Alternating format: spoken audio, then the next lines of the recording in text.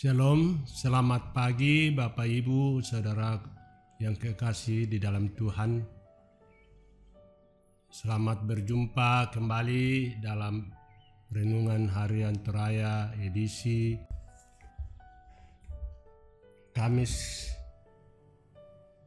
3 Juli 2025.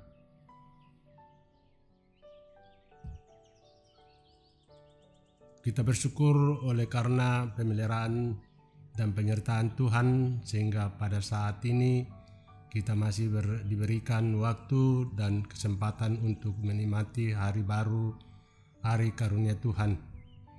Mengawali segala kegiatan kita hari ini, mari bersama-sama mengambil waktu sejenak untuk belajar firman Tuhan.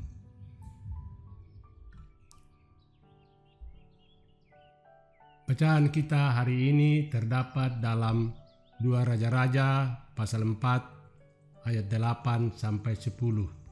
Sebelum kita mendengarkan firman Tuhan dan merenungkan akan firman-Nya, mari kita berdoa.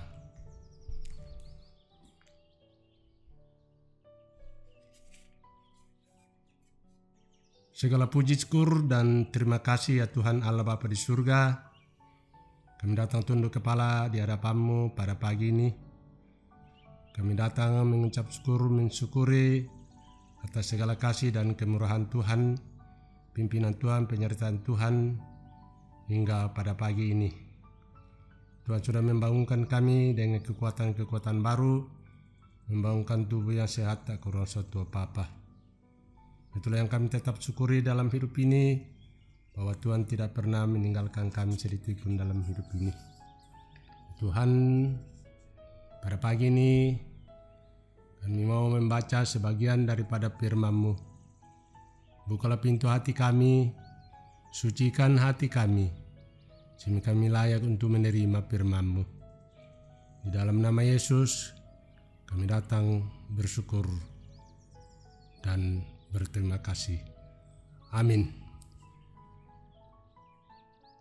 Pembacaan firman Tuhan pada pagi ini ambil dari 2 Raja-Raja pasal 4 ayat 8 sampai dengan ayat yang ke-10. Firman Tuhan berbunyi demikian. Perempuan Sunem dengan anaknya. Pada suatu hari Elisa pergi ke Sunem.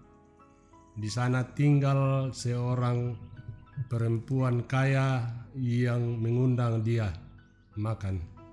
Dan beberapa kali di dalam perjalanan singgahlah ia ke sana untuk makan.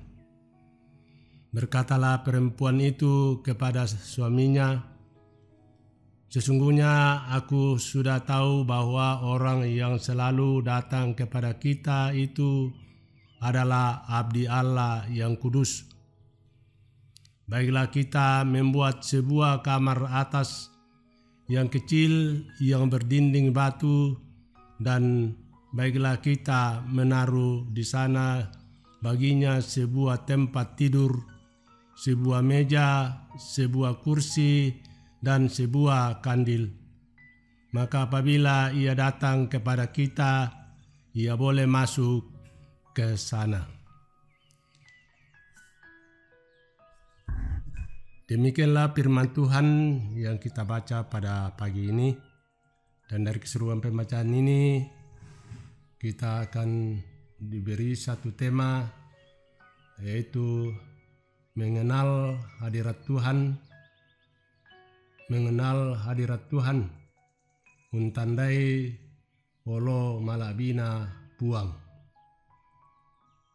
Dalam kisah ini, perempuan Sunem memiliki kepekaan rohani yang tinggi. Ia mengenali bahwa Elisa bukan sekedar seorang pengembara atau tamu biasa, melainkan seorang abdi Allah. Karena itu, ia menyediakan tempat bagi Elisa untuk beristirahat.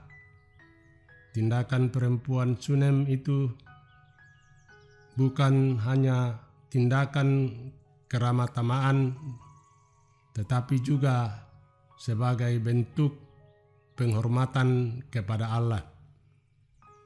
Perjumpaan dengan Elisa menunjukkan hati yang peka terhadap kehadiran Tuhan dalam hidupnya. Kita perlu belajar mengenali bagaimana Tuhan hadir dalam kehidupan kita, baik melalui firman-Nya, doa orang-orang di sekitar kita, maupun peristiwa-peristiwa yang terjadi. Dari kisah ini kita juga belajar menanggapi kehadiran Tuhan dengan tindakan. Jelas, perempuan Sunem setelah mengenali Elisa sebagai abdi Allah, perempuan ini tidak tinggal diam. Ia segera bertindak dengan menyediakan kamar bagi Elisa. Kita belajar mengenali kehadiran Tuhan dalam hidup ini, itu akan mendorong kita untuk bertindak dalam penyembahan, ketaatan kepada Tuhan, dan kasih kepada sesama. Jika membaca kelanjutan kisah ini, 2 Raja-Raja pasal 4 ayat 11 sampai 17, Tuhan memberkati perempuan Sunem dengan seorang anak, sesuatu yang belum sebelumnya tampak mustahil. Ketika kita menghormati dan merespon kehadiran Tuhan dengan iman dan tindakan nyata, Tuhan akan menyatakan kasih-Nya dalam hidup kita. Lalu bagaimana kita merespon kehadiran Tuhan? Kehadiran Tuhan sering datang dalam cara yang sederhana, melalui orang-orang, firman-Nya dan peristiwa sehari-hari. Namun hanya mereka yang peka secara rohani yang bisa mengenalinya. Seperti perempuan Sunem, marilah kita membuka hati kita menanggapi hadirat Tuhan dengan tindakan nyata. Amin.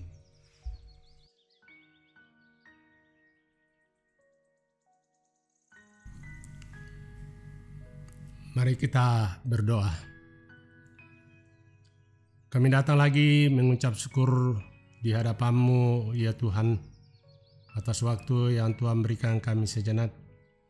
Kami sudah membaca dan merenungkan sebagian daripada firman-Mu.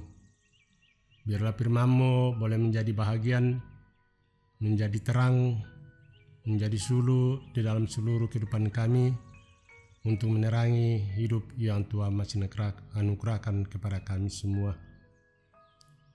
Terima kasih Tuhan atas kasih-Mu, atas pemeliharaan-Mu yang senantiasa kami alami, kami rasakan di dalam seluruh kehidupan yang Tuhan masih anugerahkan kepada kami semua. Tuhan, juga kami berdoa buat segala aktivitas, segala tugas, segala usaha-usaha yang kami lakukan. Tuhan berkati semuanya itu Tuhan, sehingga boleh menjadi bagian, boleh kami lakukan seturut dengan kehendak Tuhan. Kami juga berdoa buat saudara-saudara kami yang bergumul, baik itu bergumul karena sakit penyakit. Tuhan berkati, Tuhan sembuhkan, karena kami percaya bahwa Engkau sumber kesembuhan, Engkau yang mampu menyembuhkan segala sakit penyakit. Dan biarlah penyakit yang mereka alami boleh sembuh dan boleh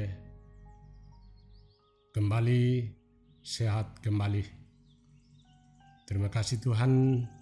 Kami juga berdoa buat anak-anak yang Tuhan karuniakan kepada kami. Tuhan berkati di dalam pendidikan, di dalam pertumbuhan, Dan juga kami berdoa buat pembangunan gereja kami ya Tuhan. Engkau berkati orang-orang yang akan terlibat di dalamnya, khususnya orang-orang yang bekerja ya Tuhan. Engkau berkati semua sehingga dia boleh bekerja seturut dengan kehendak Tuhan, sehingga ibadah kami atau gereja kami boleh selesai seturut dengan kehendak Tuhan. Kami juga berdoa buat pemerintah bangsa dan negara kami, khususnya di kota kami Balikpapan. Engkau berkati sehingga kota kami Balikpapan boleh aman, tentram. Di dalamnya kami tetap leluasa untuk memuji dan memuliakan akan nama Tuhan. Inilah doa kami Tuhan.